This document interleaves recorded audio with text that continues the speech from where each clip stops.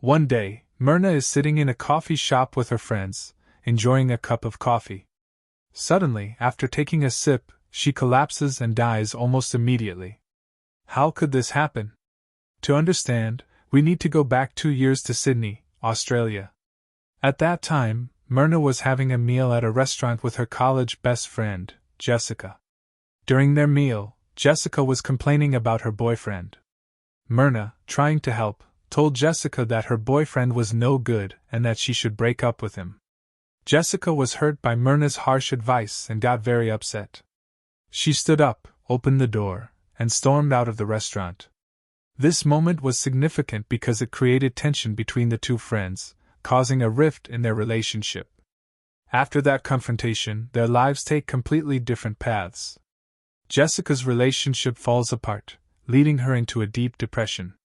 She loses her job as a graphic designer and starts drinking heavily. One night, she's so drunk that she crashes her car into a retirement home. She ends up in and out of the hospital because she repeatedly tries to take her own life. Her life spirals out of control with one disaster after another. Meanwhile, Mirna's life is flourishing. Her career is on the rise, and she marries her longtime boyfriend. They have a beautiful wedding in Bali, but Mirna deliberately didn't invite Jessica, holding a grudge against her. As time goes on, Jessica reaches a breaking point, unable to handle the pain and turmoil in her life any longer. Mirna seems to have the perfect life, never facing any real struggles, while Jessica feels that Mirna doesn't deserve such a good life. This growing resentment leads Jessica to allegedly decide to take drastic action against Mirna. Years after their fallout in Sydney, both women end up living in Jakarta, Indonesia, where they originally came from. For Jessica, this coincidence is ideal for her plan. She reaches out to Mirna, asking if she wants to catch up and meet for coffee. Mirna, still wary and not fully trusting Jessica, agrees to meet but decides to bring along a mutual friend, whom we'll call Friend, for added security. As the time for their coffee shop meeting approaches, Jessica texts Mirna and Friend to ask for their drink orders, saying she plans to cover the coffee for everyone. About an hour and a half before the meetup, Jessica arrives at the coffee shop early.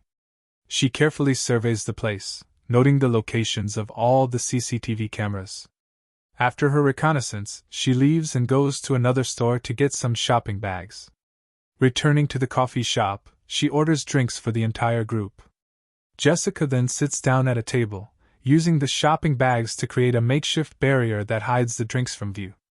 In a deliberate move, she adds 300 milligrams of cyanide, twice the lethal dose, into Mirna's coffee.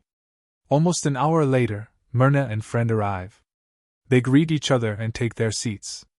When Mirna takes a sip of her iced coffee, she immediately notices an odd taste and remarks, "This tastes weird." Meanwhile, Mirna is rushed to the hospital, but despite their efforts, it's too late. She dies from cyanide poisoning. An investigation follows, and it's ultimately determined that she was indeed poisoned. 3 days after Mirna's death, the police receive the iced coffee that the manager had saved.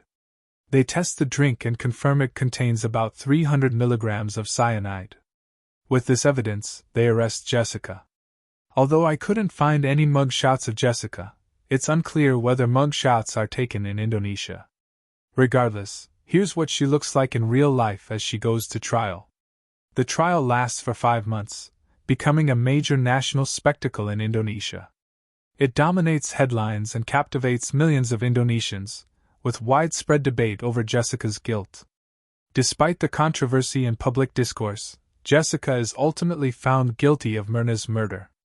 She is sentenced to 20 years in prison.